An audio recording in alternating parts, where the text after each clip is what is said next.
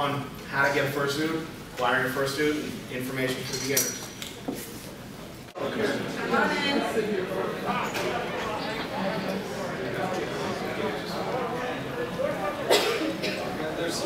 There's a few seats left if you come in. If you need a chair, we've got some. There's some over in that corner, and there's a couple in the middle. There's one up front as well.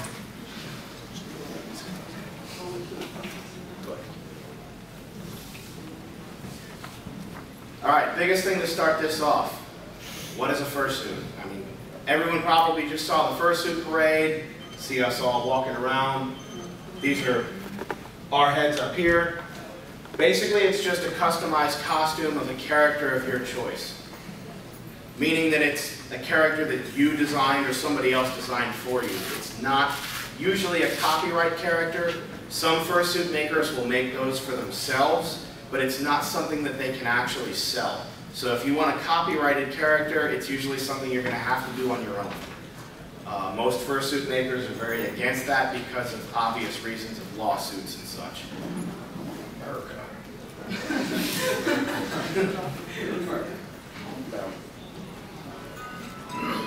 Now, this is kind of an obvious question. Why would you be in the market for a fursuit?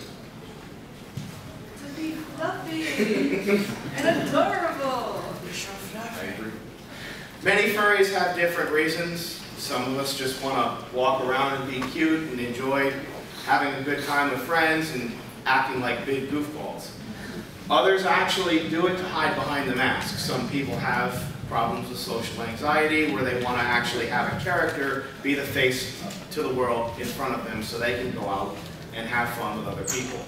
Whatever your reason, it really doesn't matter, but we're all kind of just a community within itself.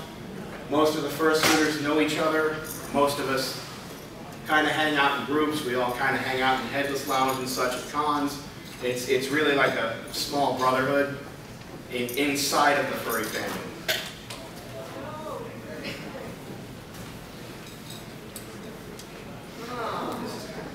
Where do we go to purchase such a thing? A lot of you probably have FAs, right? Yes. Well, there's actually more and more fursuit makers coming out nowadays. It's not just the, big names that you hear more often, but the best thing to find one is to either ask a fursuiter themselves or to go online, type in fursuit maker or whatever, or on FA. That's the best place to find those, find a source to find a fursuit maker. Yeah, that's cool.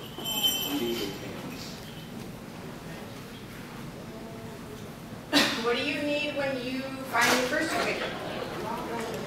A lot of makers are different. For me, for example, when you work with me, I need you to have a preview of your characters. So we need front, back, and side view of your character with all their details and everything else. That is very important because if you don't have this, the maker does not know a 360 of what your character looks like, and they might mess up in some way. When you want to get a quote, usually they have at least a copy and paste type of thing on their website or on FA if they don't have a website. And you must fill out all the information because for one reason, like for example, you're going to give out personal information, just be aware of that. And the reason why is because that helps come out with the quote. So you need to give them the shipping address and some fursuiters even ask for your age because a lot of them don't want to work with minors for many reasons. But just be aware that you will need to fill out everything in order to get a proper quote. Yes, you need a duct tape dummy. Is there a separate slide for that? Yeah. Okay. And yes, common measurements. A lot of fursuit makers just take, they take either a duct tape dummy or just standard measurements. I do duct tape dummies, a lot of them do. And that just helps with the custom-made part of it. So it will fit your body, and it won't look bad like a regular mascot costume does, you know?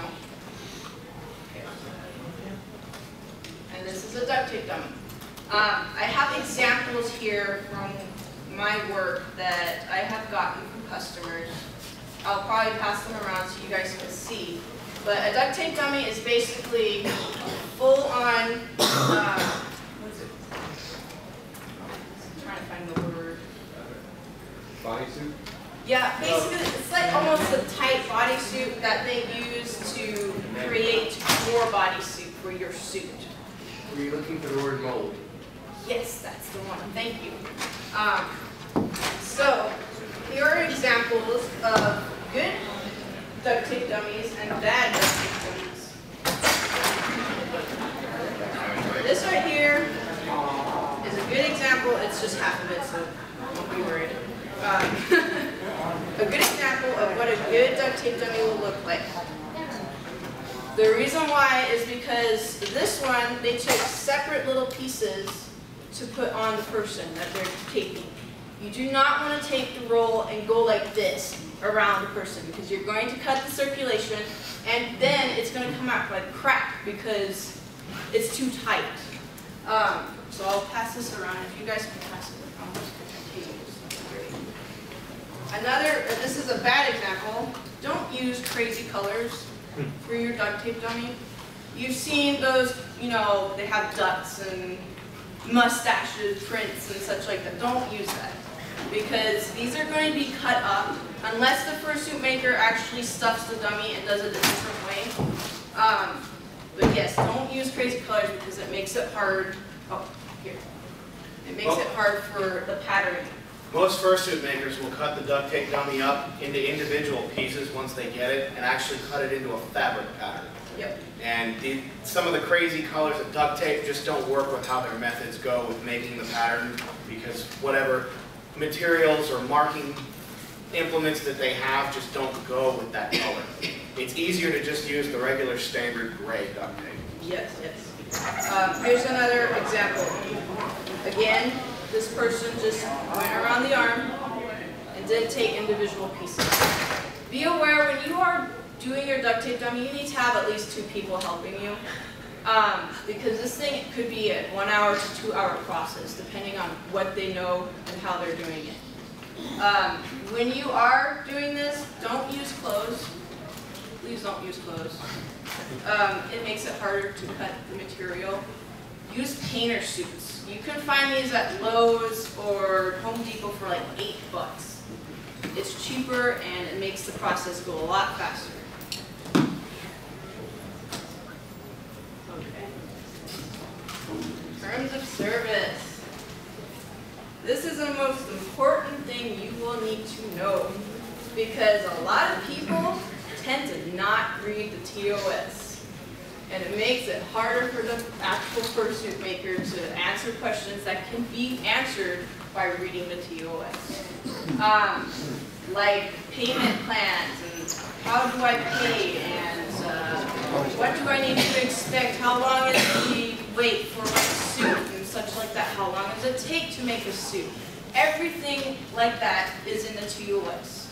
You guys really need to read these things because each maker's TOS is completely different from everyone else's. Basically, the TOS, fursuit makers are all business people. I mean, we may not think of things with the art dealings that furries have, like the dealer's den and all that, as being a business, but it is. The term of service is in place to be a contract that you have with that fursuit maker. Both parties are intended to follow that contract. The things that you would expect to see in there are things that are designed to protect both sides, such as how the fursuit maker deals with payments and deadlines, and how the fursuit maker deals with work that's already in progress and getting new work. And a lot of people have a difficult time understanding some of the terms of services.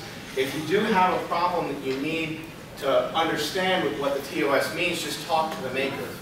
Or if there's something you have questions about, just ask. They'd be glad to give more information on what they need and how they're going to work with you.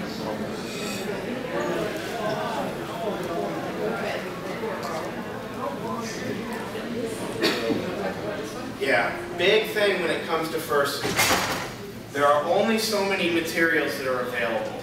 A lot of characters are extremely intricate, whether it be patterns, colors, part of the design, accessories are added on, horns, teeth, claws, a lot of different things can go into this. There's only so many materials available out there that can actually be made into a fursuit. If you're trying to get some kind of wild idea, many fursuit makers are probably not going to be able to make it, and if they try, it's not going to come out how you want it to look like. A really, really good thing is to start looking ahead when you're trying to actually talk to a fursuit maker and see what kind of materials are available out there. There's many websites that actually cover specific fursuit materials, and most of them can be found on Fur Affinity. Many of the makers will tell you where they get their materials from, so you can go on those websites and look at the fur colors that are available, so you can see if the colors that they can even get are what you want for your character. Because there's just certain things that aren't made. And they'll do the best they, if the certain color is non-existent, they'll do the best they can to find something close to that color.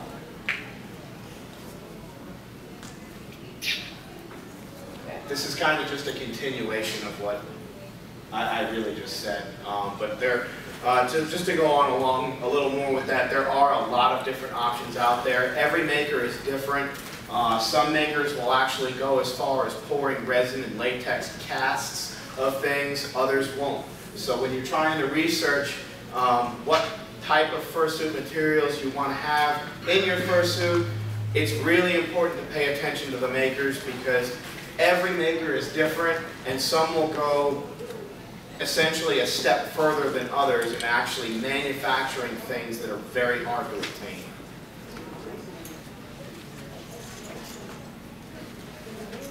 So if you got a commission slot, make sure that you put it, well, first of all, if you, the only way you can get a commission slot is if you put your 30% or whatever percentage that maker has for down payment.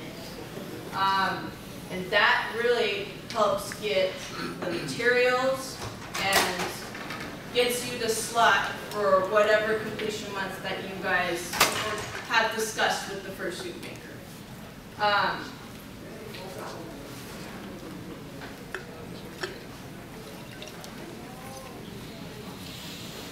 Yes.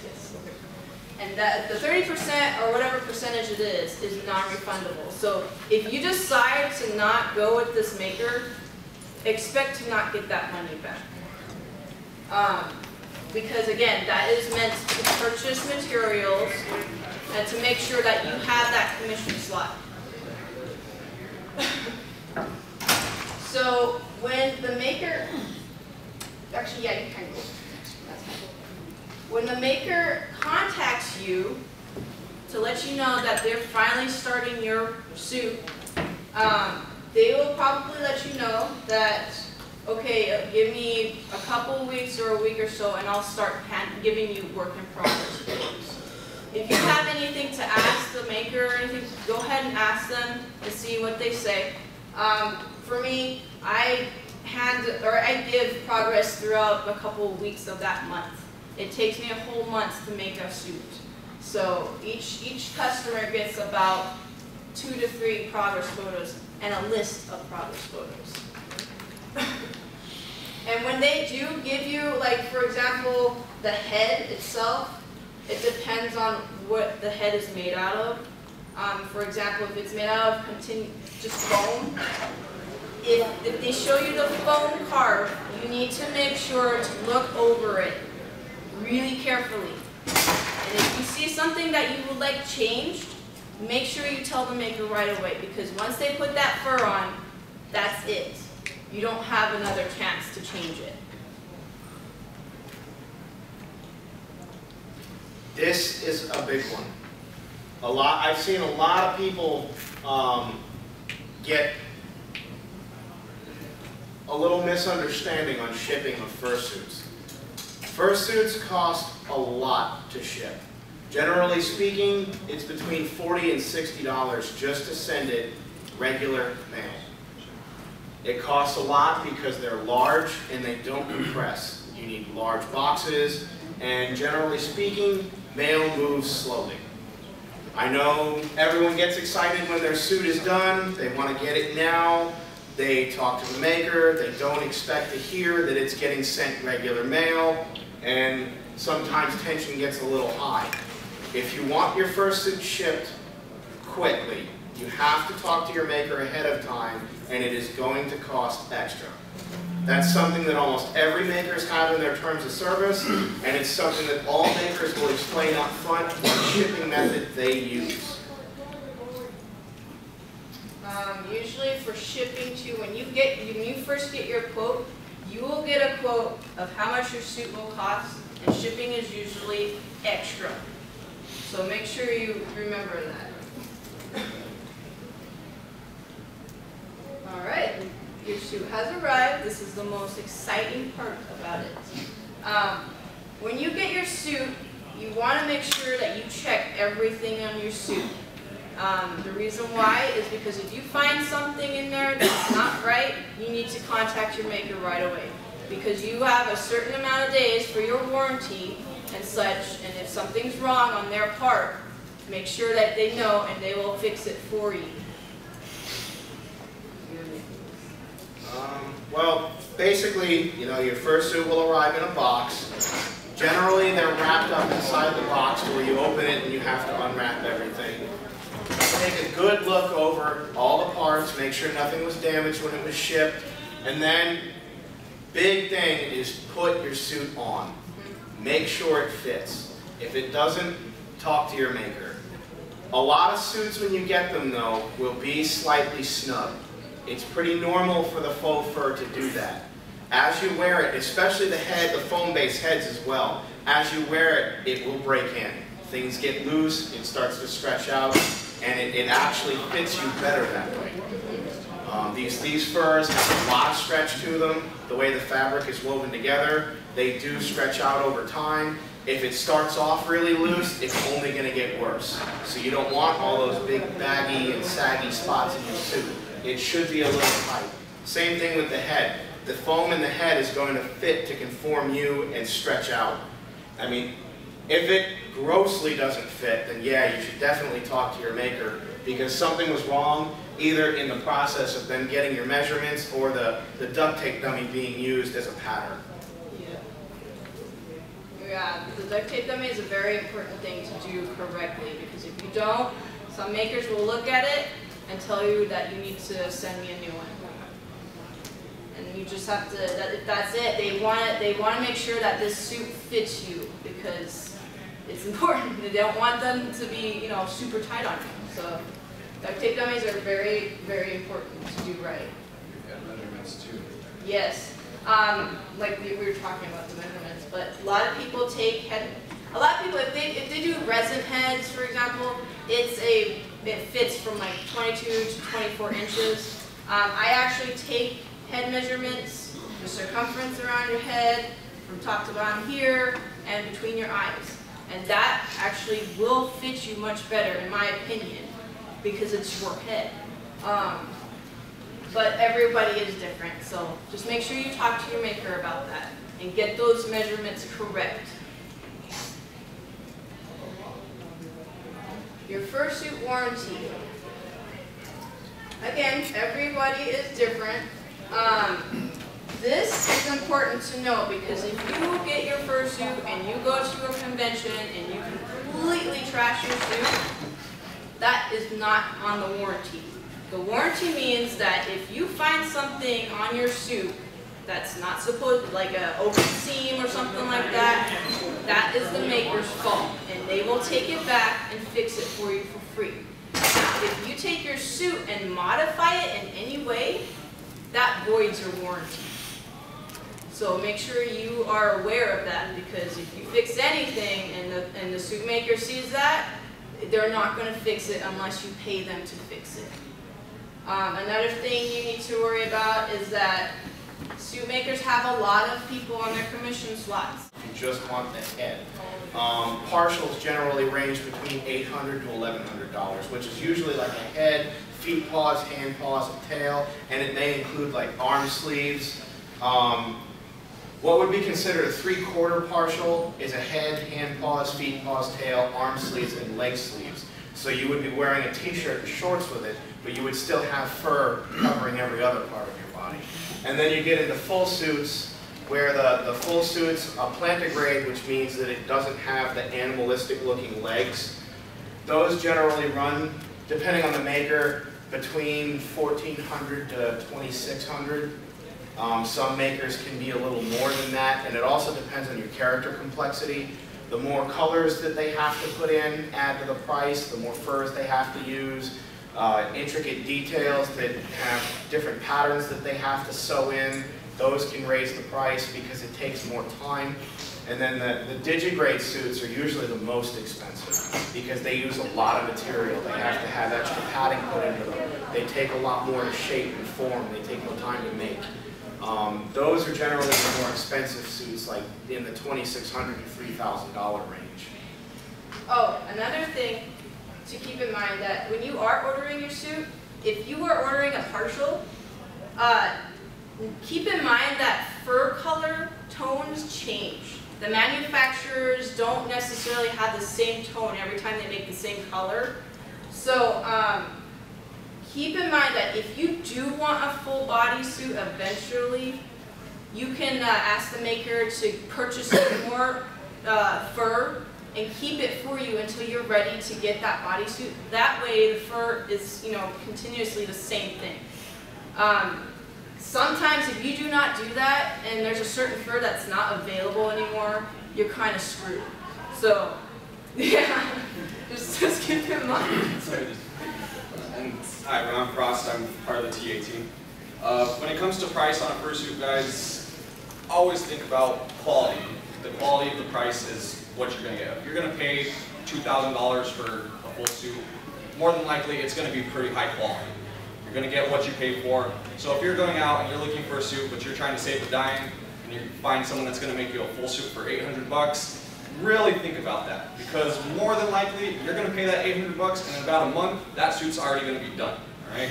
So I know it is a big investment when you go to do this, but like I said, really think about the price and the quality of what you're doing. Because those more up-end suit makers, they charge $2,500 for a reason. Their work is worth $2,500. It's not going to fall apart on you.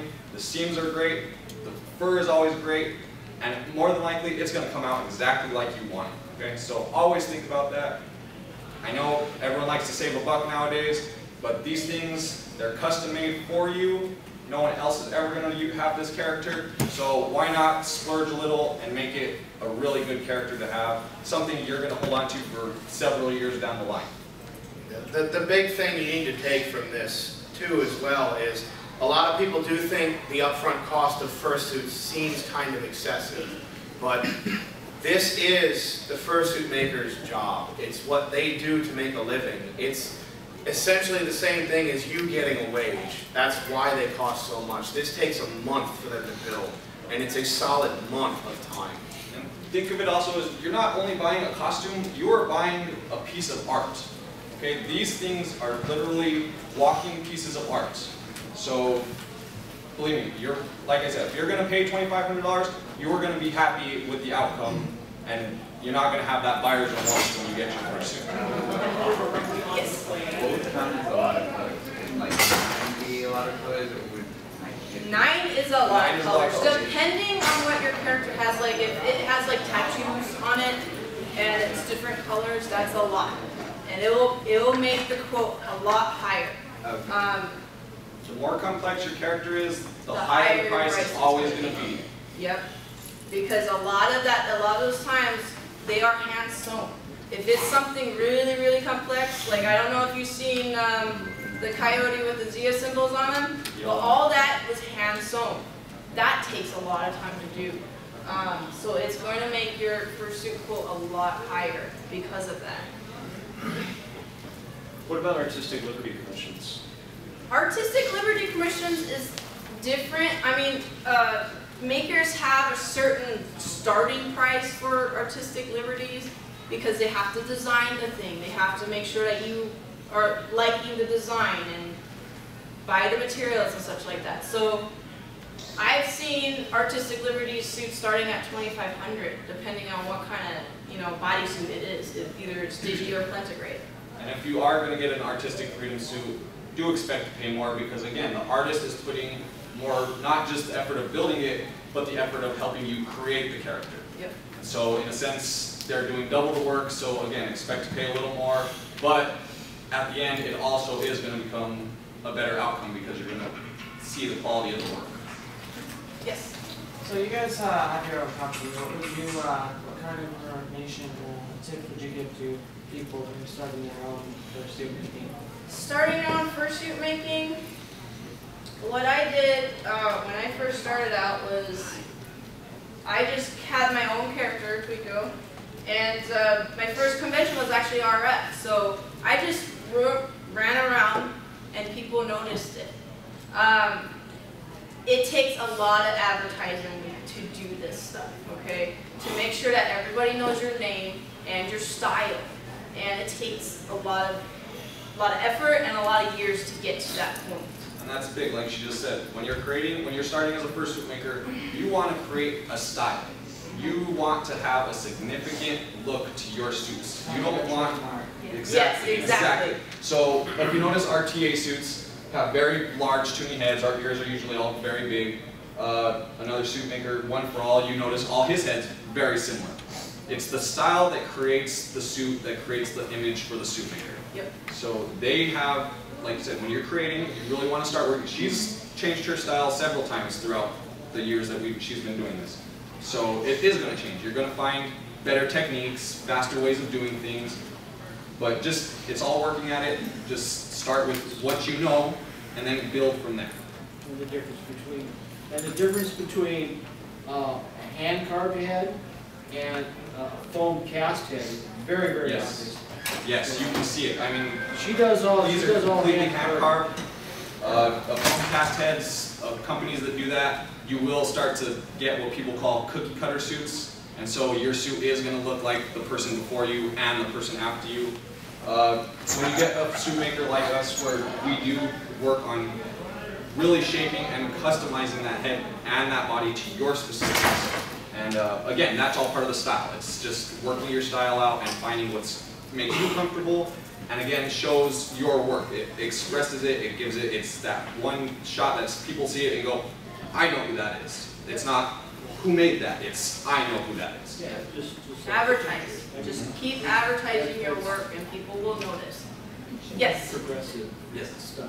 What is like the life expectancy for fursuits, like given regular use and proper care and whatnot? With proper care, they will last about, I would say, 2 to 3 years. no, I would say like 3 to maybe 6 years with proper care. Now, with not proper care, they could last like 2 to 3 years. And I don't know if any of you went to our morning panel about fursuit care maintenance. Yeah, it's really important, but that's the life expectancy of a fursuit. So. And again, that all depends on your wear and tear, obviously, how many times you wear it a year. A lot of people, they only wear them 2 conventions. A lot of people, you'll see, only wear them during the fursuit parade. And that's not bad. A lot of people do. Again, it's a large investment. You're paying thousands of dollars for these things. You want to keep them in pristine condition for as long as you possibly can.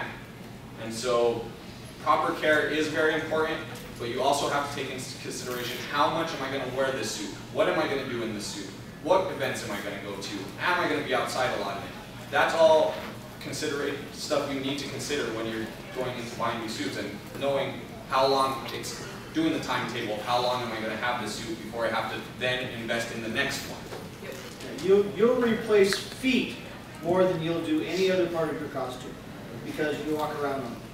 You will replace feet and hand paws. Hand paws get ruffled up if you don't take good care of them, and they have to be replaced eventually. But actually, I was going to let you know about payments, guys. Make sure you're financially ready. This is really important too, because if you get a fursuit maker that, you know, if you pay your 30% down payment, that's great.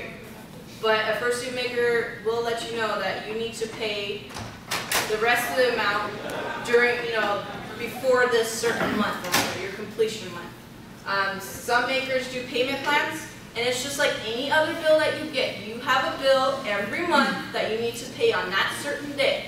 So make sure that you are aware of that and that you have the money to do that, because if you don't, you might have late fees and everything else, and you might be pushed down on your commission list, which is not fun.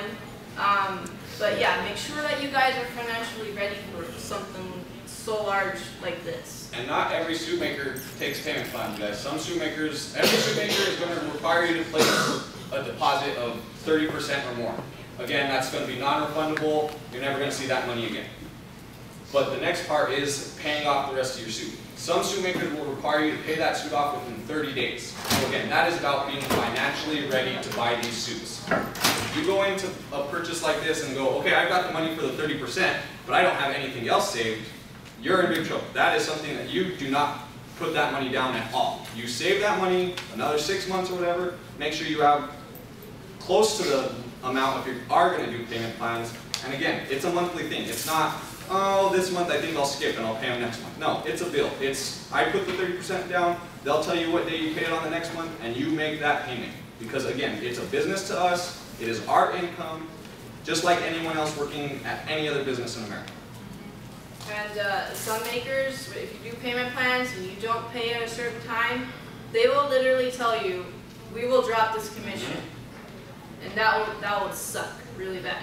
So, because again, you lose that 30, as soon as you give a suit maker that 30%, people, it is gone. That you will never see that money again. So really think of this, is this the product I want? And am I actually ready to continue paying for the rest of this suit? yeah, it's basically saying that you're not really prepared for it and you're not serious about it, because again, it is a business and they give you a certain time to pay, you got to pay for it, or you're going to be either pushed down on the list or you're going to be kicked off the list. Best to have it ready beforehand. Exactly. Open a savings account and drop it in there and don't touch it. That's exactly. Yeah. Exactly. Chewy. Okay, this is just like a courtesy suggestion when you're sending a quote to like a fursuit maker.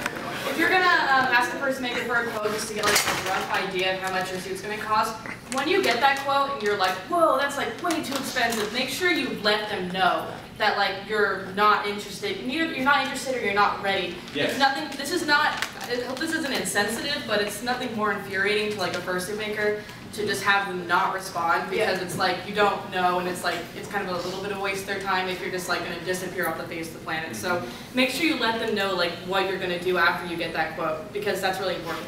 So Also, another thing to remember, when you start contacting this maker, keep communication with this maker. I've had customers where they just, you know, had their 30% down payment and everything. They were all excited to get this commission, and they just dropped from the face of the earth. Never heard back from them. And I was trying to send them YIPs and everything else. Never heard back from them. You know, it's a good thing to keep communication with your maker and vice versa. So once a month or once every other month, send Say that again? So how often should you communicate? We have people that actually talk to us on a weekly basis. They are constant with us, and in that sense, you also create a relationship with your suit maker. You are going to become part of their family, in a sense. You're becoming, I mean, we call our suits Twinkies. They're all our Twinkies. We love them. We had a Fursuit photo shoot yesterday, and we had a blast with all our suits. Okay, so like I said, in a sense, you're going to become part of the family that you are getting a suit from. So it is good to keep in contact with your maker, and in some senses, you establish great relationships with them. Okay? I mean, Drag and Shep here, they are commissioners from us. They're our best friends now. We have become great friends with these guys. Cloudy here too. It's very helpful, not only in the process of the work that you're going to see and the work that they're producing. Again, it can help you build a relationship with that person, because you're going to be connected with them for years now, because you have one of their suits. If you're not bent on becoming best friends with them, that's okay. It's nothing against us. We know it's a business. Do keep contact with them. Two weeks, a month, once a month, perfect. As long as you're keeping contact with them, though, that is what's key. Because, like she said, once we lose contact with you, we don't know. We don't know if you actually even want the suit anymore. We don't know if we save it for you. We don't know if we're going to put it up for auction. We don't know. It's always nice to just keep communication with your maker. When you say it takes a solid month to make a suit, are you working on several at once or just that individual one? Each maker is different. Some will do 3 to 6 a month, some will just do 2. I do 2 because the reason why is because I don't want to decrease the quality of the work. I think it becomes overwhelming to do more than 2 suits a month. Some people can do that because they just do molds. So I don't do that. I carve out every single head by hand. Also, other suit makers have people working for them. Some suit makers like Twinky, she works predominantly by herself. I help her when I can, but she does work predominantly by herself. And so that is another thing to take into consideration. Suit makers like Firestorm 6, who has pretty much a whole staff making his suits. Okay, so also think about that when you're commissioning the person. Are they going to be the actual person making my first suit? Because sometimes you end up with one of those bigger suit makers, that person's not even making your first suit. It's one of their apprentices, and who knows what they know, okay? So, again, great question to ask them at the very beginning. Yeah, so just keep that in mind. I personally love quality. I care so much about it, and I want to make sure that this person will enjoy this suit for a long, long time without worrying that it's going to pop a seam or whatever. You know, before I even send it off, I double check the whole thing to make sure it is okay to be sent off. So, but that everybody's different. You just have to make sure that you know, ask the fursuit maker. Any more questions? Oh. I know those obscene ones. If you a particular color, say you're going for like that bright orange, and you know there's gonna be a limited amount. When many fursuit manufacturers, you have to put X number of extra yardage on it just in case to send it to you. Would most of them be opposed to that or no? Actually, a lot of suit makers will work with you on that. They'll tell you, okay, if you want to buy this extra fur, we'll purchase it for you. You obviously have to pay for it, but they will get that fur. So if you do in the future need more parts or whatnot, you have it in stock. They'll probably end up actually sending it to you. Yeah. And then because you purchased it. Yeah, that's what I was thinking. When you need stuff, you can send it back to them. Sometimes, like in that case also, you can buy the fur and then just tell the suit maker, why don't you just hold on to it? But specifically for me, because in the future I want to get more pieces from you. And they will do that with you too. Believe me, a lot of suit makers will work with you extremely, guys. This is their business. They want to have this flourish, and they will work with you. Okay, so it's not a bad thing to ask these people. Don't be scared of asking questions. Okay, like they say, there's never a stupid question. Okay, just stupid people. Any more questions? Yes. So, like contact, like if you get your fursuit, do you have to continue? And no, you do not have to. Like I said, if you want to create a relationship with your suit maker, that's great. We love it. We love to know our suiters. But again, we have several suiters that they bought a suit from us. They have rarely talked to us again. Yep. Completely fine. It's a business, so if you do like the suit maker, but you don't want to be close and personal with them, believe me, we're not going to take it to heart. It's a business, and that's exactly how we treat it. I think I saw one back here. Question about measuring. You're measuring with the measuring tape. Is it the similar sort of measurements as if you were getting a custom suit done? Or? Tailor? Tailor? Yeah. Yes, exactly. Yes. Exactly how you exactly tailor what it is. Yep. suit, yes. Any more questions? Similar to that, how do you decide on head? Do you use a mannequin base, or what if someone's head is significantly different than a mannequin base? If you use That's why I take She does personal measurements. Yeah. But some people, like you just said, some suit makers, they resin cast, so it's going to be fit just basically anyone's head. Yes. So at that point, you have to really let them know I have a little bigger head, so you need to try and expand that suit to me. So again, that comes with communication. Ask Communication questions. is big. Don't be afraid to ask questions because you are paying a lot of money for this. You want to make sure that this is a product that you want and make sure that it fits you That's correctly. right. Again, this is your product. So even though she's creating it, it's your product. You have the right to have it exactly the way you want it, okay? So again, don't be scared of these fursuit makers. Some of them are big names and they have huge egos, but more than likely they are still going to answer your question and let you know as best they can what they can do for you.